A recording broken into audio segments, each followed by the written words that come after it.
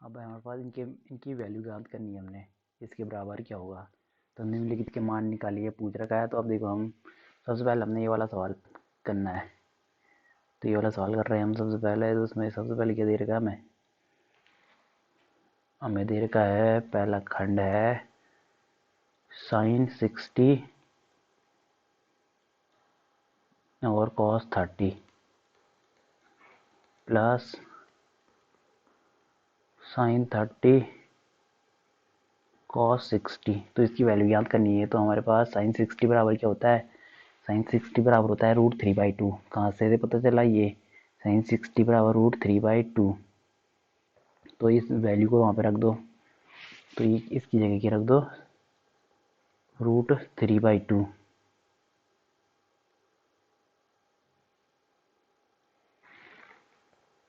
फिर cos 30, तो cos 30 की वैल्यू क्या होती है, ये भी √3/2 ही होती है। फिर प्लस sin 30 की वैल्यू होती है 1/2। फिर cos 60 की वैल्यू कितनी होती है, cos 60 की वैल्यू भी होती है 1/2। तो ये क्या आ गया हमारे पास 4, और ये हो गया 4, और ये हो गया √3 बराबर 3। तो ये हो जाएगा 3 और 1 4 ऊपर। तो ये क्या हो जाएगा 1। तो पहले का आंसर क्या आ गया हमारे पास 1। अब है सेकंड वाला सवाल, ये वाला। तो इसमें क्या दे रखा है हमें 2 tan square 45 degree plus cos square 30 degree, और फिर है माइनस साइन स्क्वायर 60 डिग्री। तो हमारे पास सबसे पहले इसकी वैल्यू क्या होती है। सबसे पहले तो हम ये देखते हैं कि ये tan स्क्वायर लिखा है। तो जब भी हम जैसे कि हमारे पास ये है tan theta into tan theta, तो हम इसे स्क्वायर में कैसे लिखेंगे, इसे हम स्क्वायर यहाँ पे लगाएंगे tan स्क्वायर थीटा, इस प्रकार से लिखते हैं। और फिर होता है एक, हम इसे ऐसे नहीं लिखेंगे कि tan स्क्वायर थीटा ऐसे लिख दिया इंटू और tan स्क्वायर थीटा, इस प्रकार नहीं लिखेंगे हम। ये एक गलत तरीका है लिखने का। इसे लिखना है हमें tan स्क्वायर थीटा होगा। जब दो बार हम दो tan थीटा को मल्टीप्लाई करेंगे तो यहाँ पे इसी प्रकार कर रखा है। तो यानी कि अब हमें 2 इंटू 10, इसका मान कितना है tan 45 का मान होता है 1, और इसका क्या है स्क्वायर है, तो लगाया स्क्वायर। cos 30 की वैल्यू होती है √3/2 का होल स्क्वायर हो जाएगा, क्योंकि स्क्वायर था। और फिर माइनस इसकी वैल्यू भी सेम होती है, साइन 60 की वैल्यू भी यही होती है। तो ये तो हो गए कट। तो आंसर क्या आ गया हमारे पास 2। अब है हमारे पास थर्ड वाला सवाल।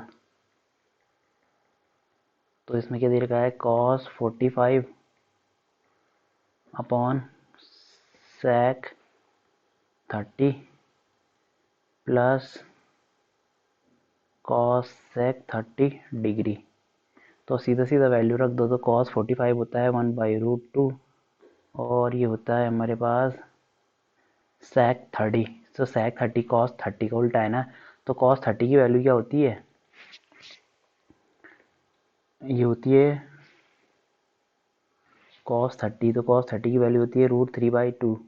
तो √3/2, तो ये हो जाएगा, ये था √3/2। तो sec 30 की वैल्यू कितनी होगी, इसका उल्टा 2/√3। तो यहाँ पे लिख दो 2/√3 प्लस cosec 30।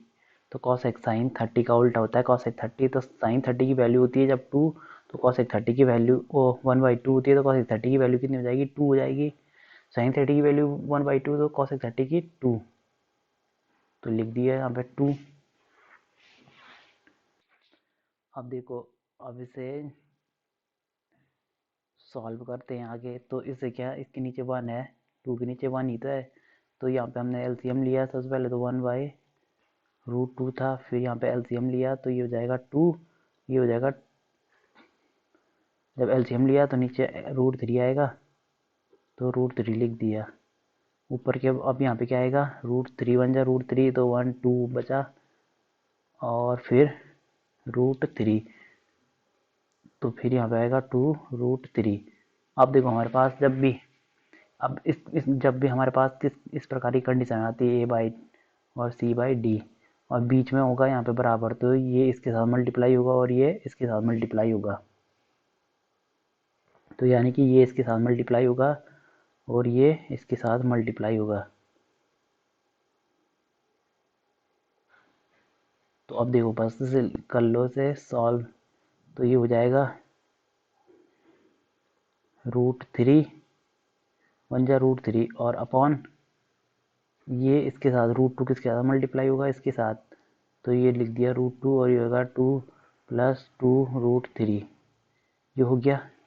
इस प्रकार से भी, या हम इसे ऐसे भी कर सकते हैं, कभी हमारे पास A/B/C/D होगा, तो इसे ऐसे भी कर सकते हैं हम, A/B लिख दिया इंटू इसका उल्टा कर देंगे अब हम, तो D ऊपर आ जाएगा और C नीचे। तो ये इस प्रकार से भी कर सकते हैं इसे। तो तब भी हम मतलब कर यही रहे हैं सेम।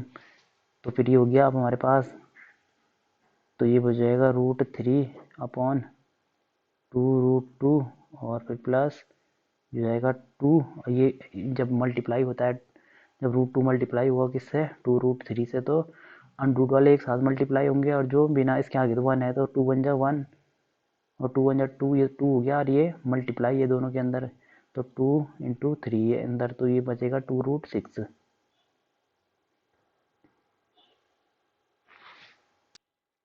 तो यहाँ पे लिख दो 2√6। तो कितना हो गया अब ये, अब इसका क्या कर दो, परिमेयकरण कर दो, या यहाँ पे भी छोड़ सकते हैं सवाल को, मगर हमें नीचे √ है तो √ हटाना है, उसका परिमेयकरण कर देंगे। तो देखो इसका परिमेयकरण करने के लिए क्या करना पड़ेगा, हमें नीचे वाला देखा, हमें क्या कौन सा फॉर्मूला बनाना है, A² - B² का। तो यानी कि हमें किससे मल्टीप्लाई करना पड़ेगा, नीचे 2√2 - 2√6 इससे मल्टीप्लाई करना पड़ेगा, और ये हो जाएगा, ऊपर भी मल्टीप्लाई कर दो, क्योंकि नीचे भी करेंगे तो ऊपर भी करना पड़ेगा, क्यों, ताकि हम ये आपस में कट के दोबारा वही हो जाए, ये कि आपस में कट जाएंगे दोबारा से। तो ये हो जाएगा 2√6।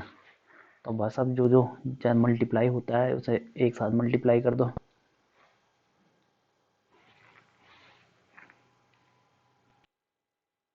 तो ये कितना हो जाएगा, रूट ये है ना, तो ये हो जाएगा 2 × √6।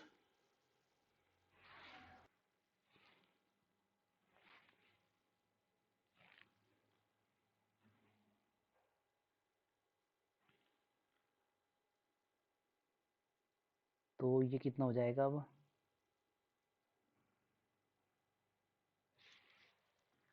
ये कितना हो गया, 2 दूनी 4 और 6 चौको 24। तो कितना हो जाएगा, ये नीचे बनेगा हमारा -16 और 8 24, तो 16 बच्चा, और यहाँ क्या हमने √6 कॉमन लिया दोनों से, क्योंकि √18 को हम क्या लिख सकते हैं, √6 × √3 इस प्रकार से लिख सकते हैं। तो अंदर के बच्चा अब हमारा, तो √6 कॉमन लिया, तो 2 - 2√3, अरे 2 भी तो कॉमन है इसमें, तो 2 भी लिया साथ में कॉमन, ये ले लिया। तो यहाँ पे 1 बचा, यहाँ पे 1 माइनस, ये बचेगा रूट, और ये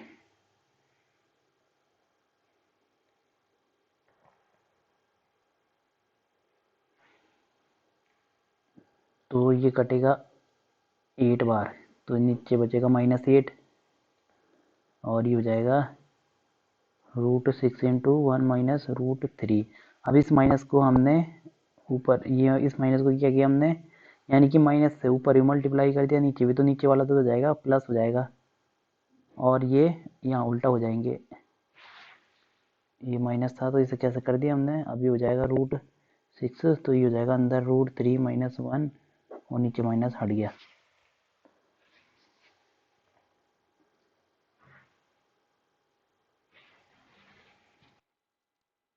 अब ये तो इसे ऐसे ही छोड़ दो, या फिर इसे अंदर मल्टीप्लाई कर लो, तो √18 आ जाएगा।